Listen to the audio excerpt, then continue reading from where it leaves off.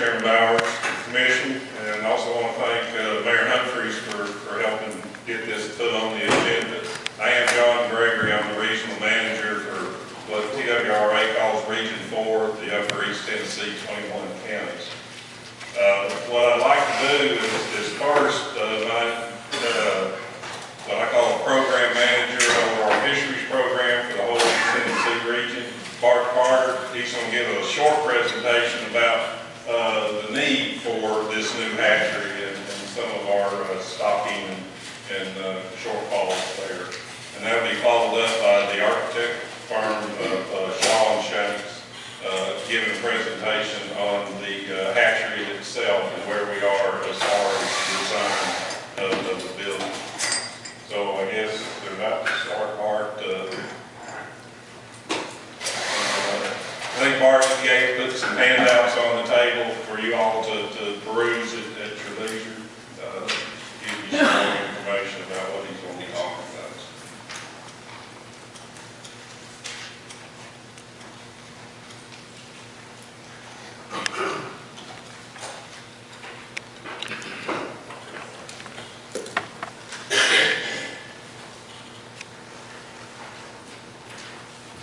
Everyone see okay?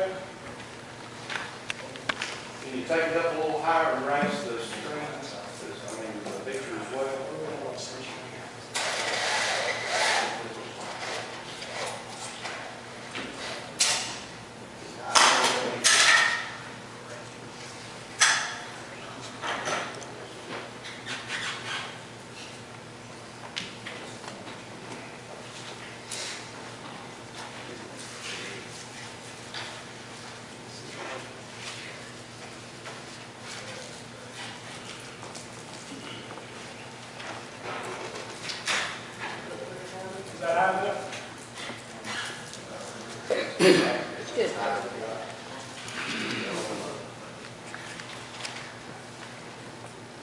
I appreciate the opportunity to come and talk to you all today. I would like to recognize Bobby Wilson. He's our chief fisheries for TWRA, and he's here tonight. If y'all have any questions for him, I'm sure he'll be glad to answer some statewide questions. Like John said, I'm Mark Carter. I work here in Region 4, 21 eastern counties here in Tennessee. And I just wanted to give y'all a little bit of an update about why we need this hatchery and kind of where we're at. I passed out a little packet before the meeting. It will give you a lot more detail than what I'm going to briefly discuss here today. Next slide. Y'all are probably familiar with where the hatchery site is. It's down on the Watauga River in Cherokee Industrial Park, about 25 acres, and we began looking at this property back in 2003. So essentially, I've been involved in this project for roughly about 10 years.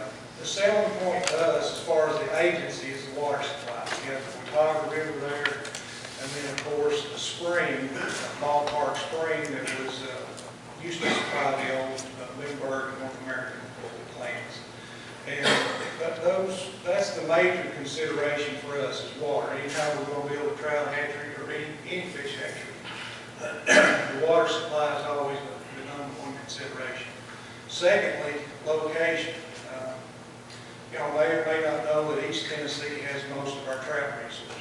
We have several tailwater reservoirs, a lot of free-flowing streams that we stock trout into. So it's centrally located to service those types of resources.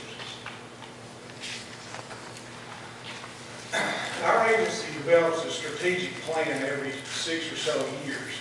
And in doing that, we identify needs. And specifically getting into the Elizabethton hatchery and why it's important as far as our strategies and managing fisheries here in the state is we've identified the need for additional trout. Our current hatchery production within our state system and our reliance on the federal system is just barely enough to cover what we can, or just barely enough to cover the demand that we currently have. So we're always looking for new ways to optimize what we have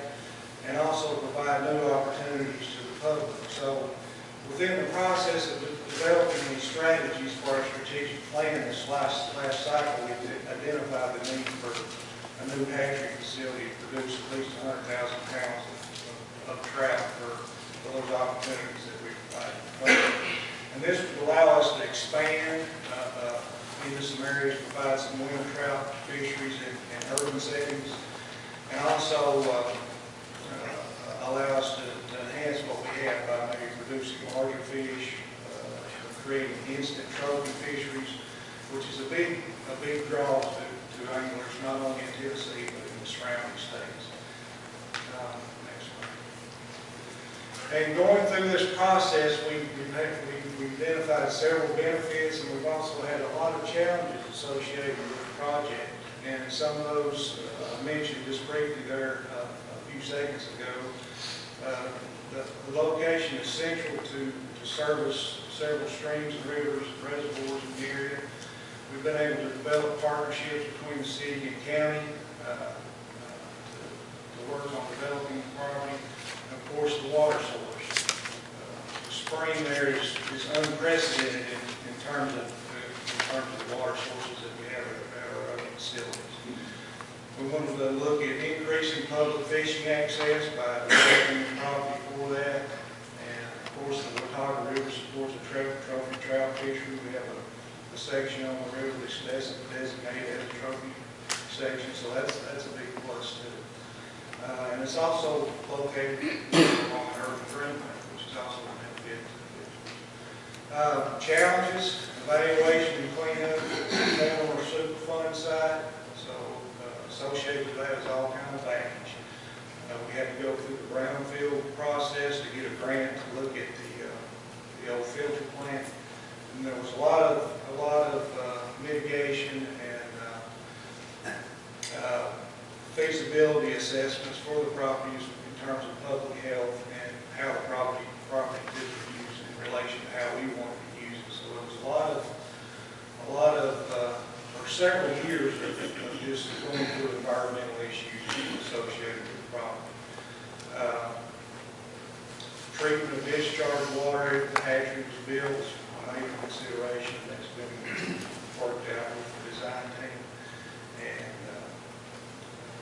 addressing, of course, local and federal liability issues that the state may incur as a result of acquiring this property. So right now we're just looking at funding is our next biggest hurdle, and that's probably the biggest challenge that we have. Next slide. Expected roles of the facility. Just want to briefly go through what we expect to be able to produce out of the facility. Next slide. As I mentioned earlier, 100,000 to 150,000 pounds of trout annually. This will, like I said, this will allow us to expand into some other areas that we currently can't support with the production that we have. And it will reduce the dependency on the Ohio National Fish Hatchery. Right now we get a lot of our fish, especially for TVA projects like the tailwaters and the reservoirs up this way from Dale Hall. And y'all may or may not heard about the federal hatchery situation and how it's been kind of under our own chopping block this past year.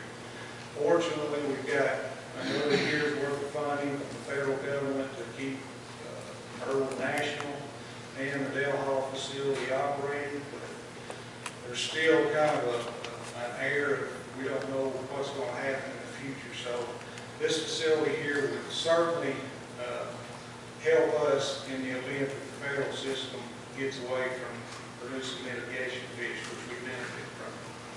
So we're hoping that that doesn't happen, but if it does, this facility will help. It won't get us ahead of the ball, but it will at least keep us somewhat on the same playing field that we have now in the current system.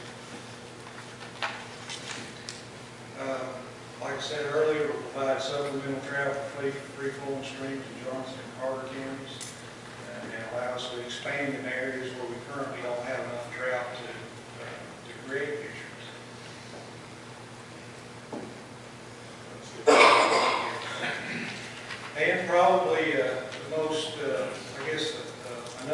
economic draw that I would like to include is the educational resource that we're providing. I don't know if any of y'all have ever visited one of our hatcheries, but it's a real educational resource for kids and adults alike. And just for an example, we suspect that this facility would bring in visitors somewhat on the scale that we see at Dale Hall, which is somewhere between 40 and 50,000 visitors a year. So it would provide an opportunity for us to showcase not only the hatchery, but allow us to partner with other resource management agencies in the area, Forest Service, Park Service, state parks, to showcase everything that's being going